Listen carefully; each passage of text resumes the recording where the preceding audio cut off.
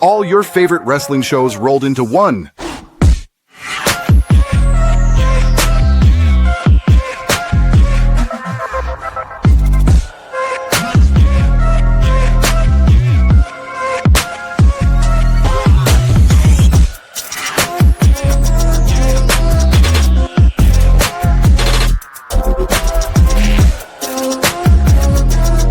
Welcome to the We Book It podcast. Let's start the show. Yo, what's up? This is your boy Big Daddy C coming back at you with another All Elite Recap show where we break down all the events of AEW Dynamite. This week we had AEW Dynamite Beach Break, which was located at the Now Arena in Chicago, Illinois, my hometown to be exact. I got to catch an AEW show sometime there. I know that they're doing this. They just announced a Chicago residency. We're going to have about six to eight shows in Chicago back to back. So yeah, so I'm going to have to catch a couple of shows, man, during that time. So we'll see what happens later on this year in regards to that. I think it's this summer, like later on this summer. But yeah, so starting out, we had a big action-packed match here, all action-packed this entire night. But kicking off, we had a big tag team match with Hangman Adam Page and Will Ospreay teaming up against Josh Alexander and Konosuke Takeshita, obviously, who are part of the Don Callis family. So we know the rivalry that's been happening with Will Ospreay and the Don Callis family, as well as Adam Page. So this match was pretty was awesome from the start. They worked. Heyman and Will Ospreay did work together well for a while. There was some miscommunication there. I think there was a moment where Will Ospreay almost hit the hidden blade. He was trying to hit the hidden blade, I believe, on Josh Alexander or Takeshita, and they moved out the way. He almost caught Hangman with one, but he stopped right in the nick of time and it was like, hey, man, just looking at him all weird and shit. But eventually they will reign supreme. They will refocus. And there was a cool moment. They hit a combination buckshot lariat and a hidden blade on Josh Alexander for the win. After the match, while they were celebrating after the match, Takeshita attacked both of them, but eventually Will Ospreay would regain composure and fight them off. Will Ospreay took an inadvertent shot at Hangman because he thought that Josh Alexander was the one that touched him. And then he punched him back. It was an accident, miscommunication there. The two almost came to blows, and so that's pretty much how that ended. So it was a great opening match to kick off. I feel like when it comes to the Chicago shows, they always represent. Chicago is obviously, synonymous with AEW's rise. I believe the All In show. I think All In, was it All In or All Out? One of the two.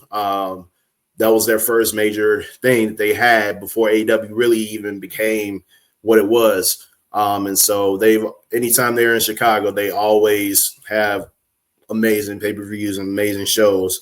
We know that the connection, with Tony Khan being, from Illinois, the state of Illinois, but mainly from Champaign. He also went to he also graduated from the U of I in Urbana-Champaign, so we know that whole connection there. So there's some great Illinois ties and Chicago ties as well. And so moving on, we have let me see here. Moving on, we had our next match: Ricochet versus Zach Gowen. Zach Gowen, we know it's kind of handicapped a bit, so he got the prosthetic leg and everything, but he's trying to get his redemption in AEW here. But nice little match against Ricochet. Zach Gowen fought valiantly, but eventually Ricochet will reign supreme and get dodge a moonsault and hit the spirit gun for the win. After the match, Mark Briscoe will make the save, and Ricochet will attack Zach Gowen from behind. and so and then eventually, so that was pretty much how that ended. Yeah, like I said, Zach Gowen, he held his own for, considering the circumstances there. And so, basically this was kind of like almost like a send-off for Zach Gowen, pretty much celebrate his wrestling career. And so that was that. Next up, also Gowen's children were in attendance for the match. So it appears that this might have been, his last match. And so yeah, moving on, we had the moment that we've all been waiting for. Will Bobby Lashley allow MJF to join the Hurt Syndicate? So prior to this, let me see here. We had a match. Basically, it was a Hurt Syndicate versus Top Flight, who came out to challenge the Hurt Syndicate weeks prior. And so, it was some it's a little bit of resistance from Top Flight, but Bobby Lashley just, speared the hell out of him and locked in Dante Martin with the Hurt Lock for the submission win, and Sheldon Benjamin kept Darius Martin from interfering. And so after the match, you had Dustin Rhodes and Sammy Guevara come out to call their shot at the AEW World Tag Team Championships, only to be interrupted by CRU featuring Leo Rush. I forgot the other guy's name. Action Andretti.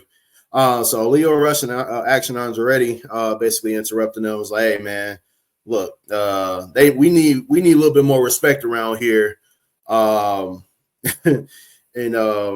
look, we've been eyeing out the tag team division for a hot minute.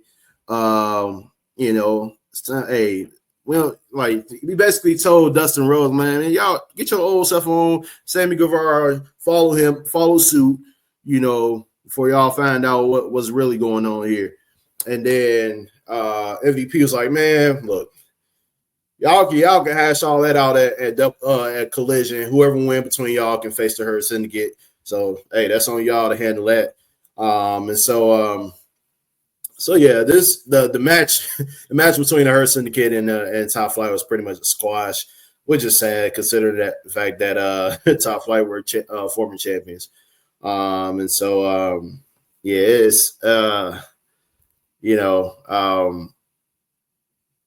it was weird to see Dustin Rhodes and Sammy Guevara, just come out of the blue and challenge. It's like, all right, y'all are always tag champions, but it's some levels to this over here. Y'all ain't, come on now. And so we'll see what happens on Collision between these two, who wins and gets a shot at the Hurt Syndicate. So next up, we had, let's see here. Renee Paquette was backstage talking to a confident MJF before he went out there to get an answer from the Hurt Syndicate.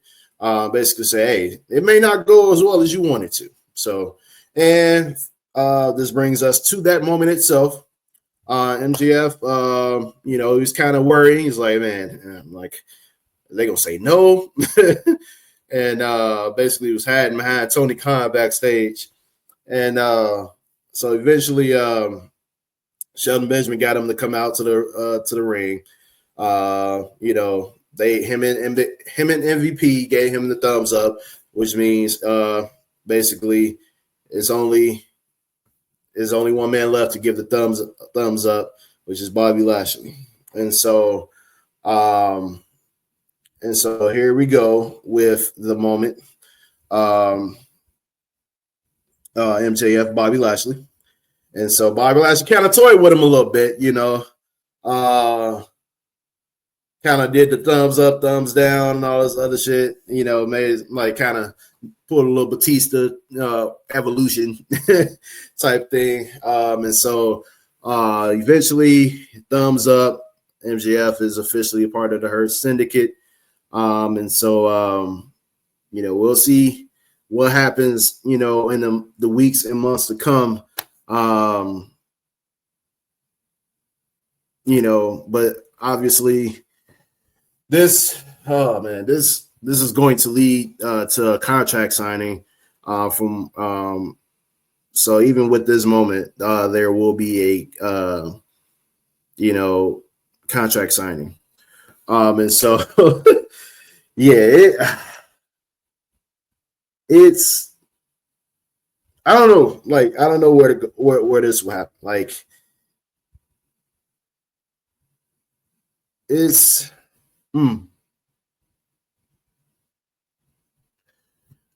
I often wonder what the end game is going to be for MJF being part of Hurt Syndicate. Is he going to be world champion?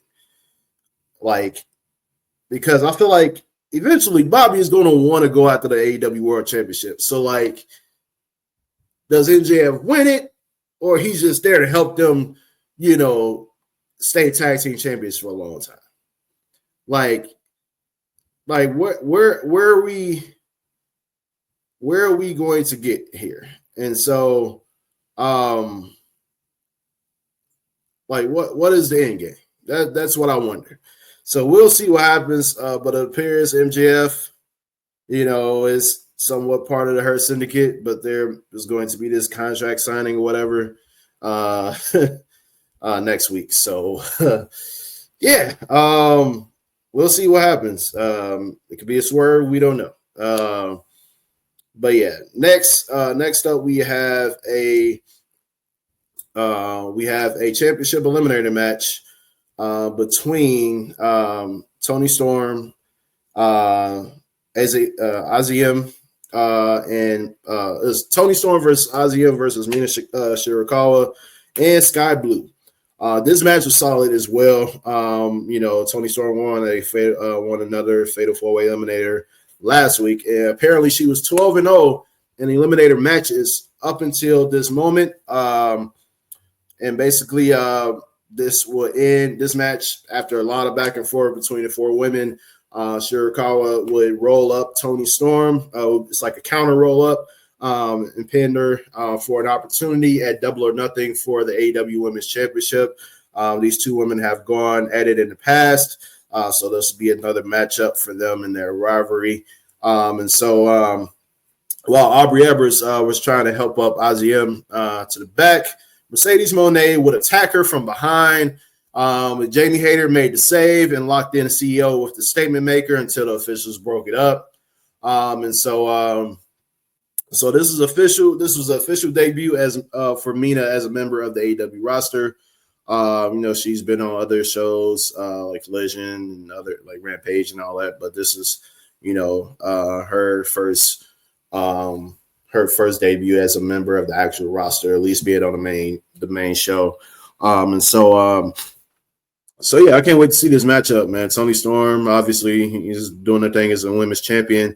It's good to see new challenges come up. I thought that Megan Bain was going to still be in the mix, but I guess we got to wait for that one. So we'll see what happens and down the road with that. So we before that match, AEW did highlight the New Japan Strong Women's Championship match where Aziem beat Mina to win the gold from Mercedes Moné. So it looks like that was a triple threat match there. And so that's why Mercedes Moné attacked Aziem because she wasn't too happy about losing that championship. Next up we had a segment with Danny Garcia basically trying to convince FTR was trying to convince Daniel Garcia and Nigel McGuinness to fight them, and Daniel Garcia was trying to get Nigel McGuinness to join him in the fight. I'm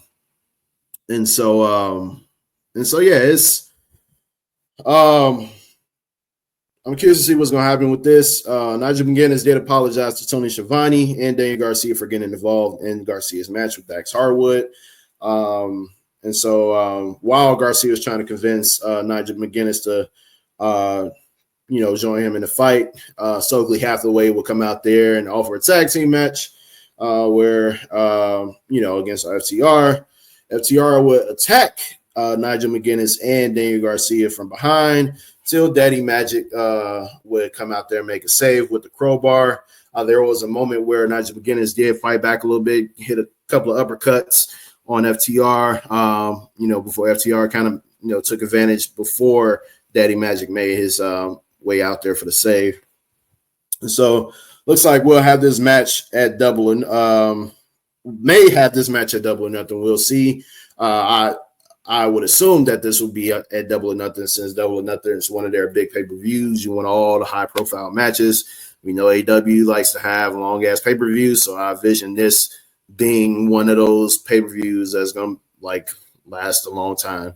I think the last one I did watch was a long-ass pay-per-view. So, who knows? We might have Cope return. I'm sorry, Edge. I said I was going to be calling him Edge on this show. That's my boy. I don't care what your name is. All right, I'm not calling you Coop.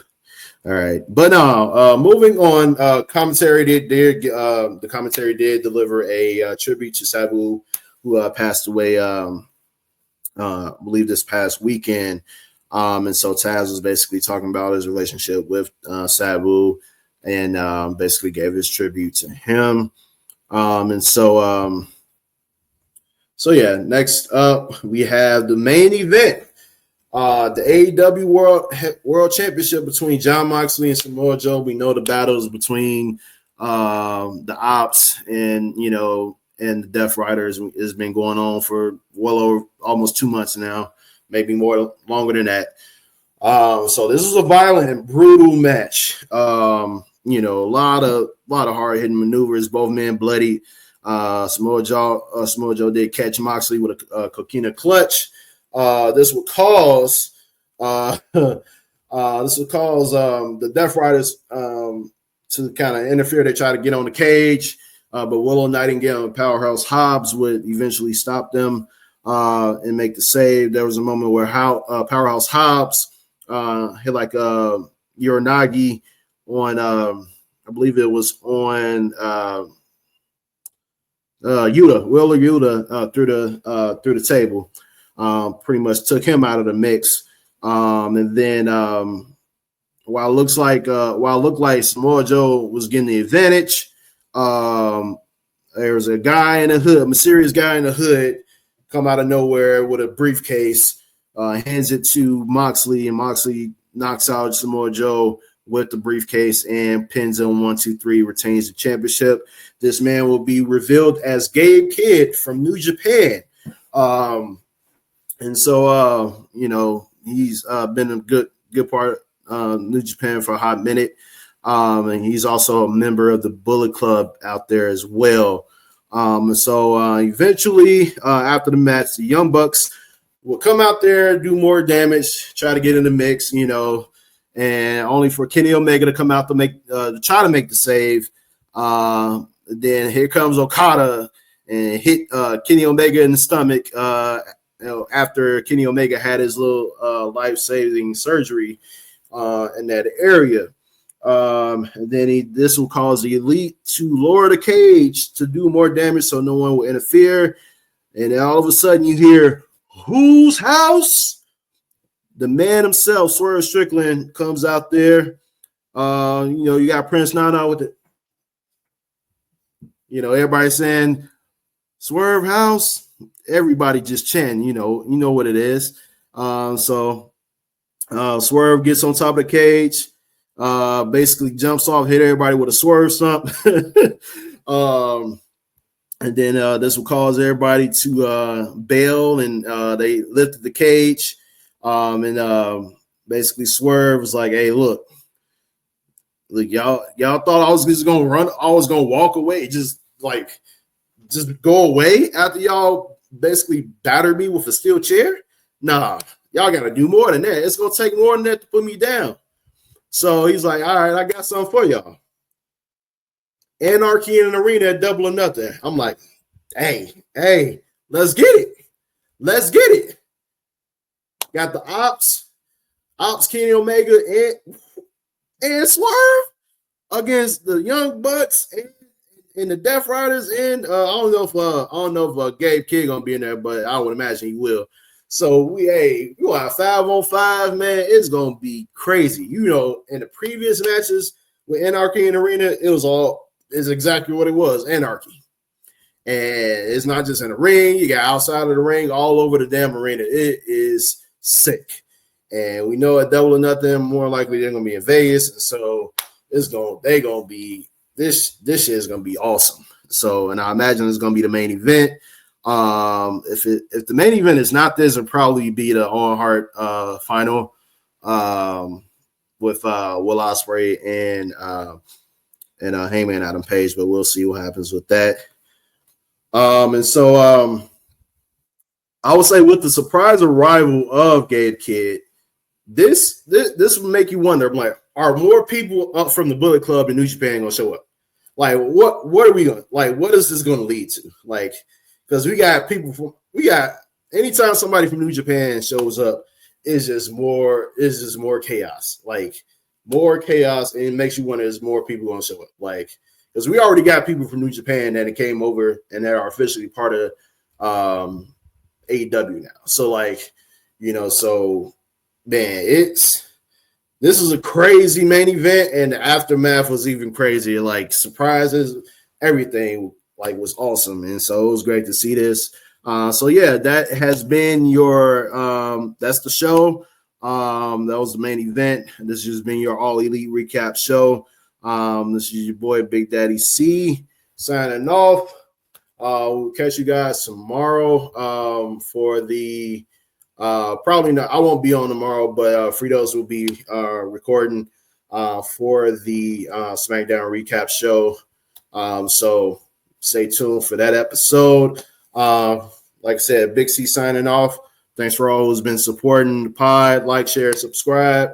All social media platforms, YouTube. And so keep supporting us, spreading the word, doing everything you all can do to help us get to where we need to get to. We're trying to get to 2,000 subscribers on YouTube. So we're at 1,600, at least at 1,600 right now and higher. So yeah, catch you guys on Sunday. I'll be back Sunday with the fellas for the Sunday night episode. So yeah, catch us then. Peace.